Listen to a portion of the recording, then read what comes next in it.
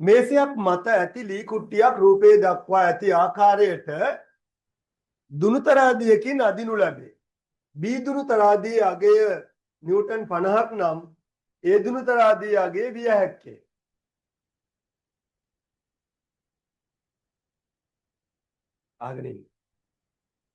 ආගෙන ඉන්න. මේසයක් මත ඇති ලී කුට්ටියක් රූපේ දක්වා ඇති ආකාරය මෙතන මොකද තියෙන අකුර? ඊනෙමෙ බිනේ තියෙන්නේ. ආගෙන ඉන්න. මේසයක් මත ඇති ලී කුට්ටියක් රූපේ දක්වා ඇති ආකාරයට ලී කුට්ටිය මේ තියෙන්නේ. මේ තියෙන ලී කුට්ටිය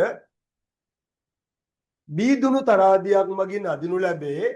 බීදුණු තරාදියේ අගය නිව්ටන් 50ක් නම්. මෙයාගේ අගය නිව්ටන් 50යි.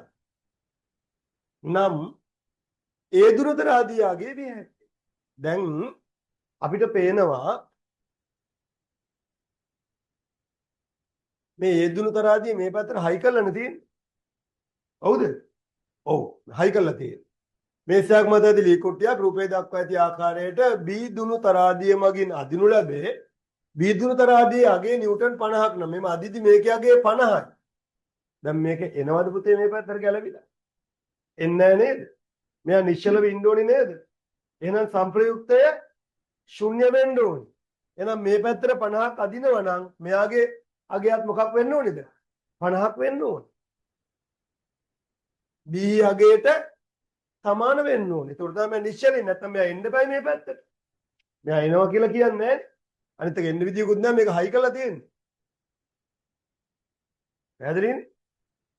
උත්තරාංග 3 B අගයට සමානයි.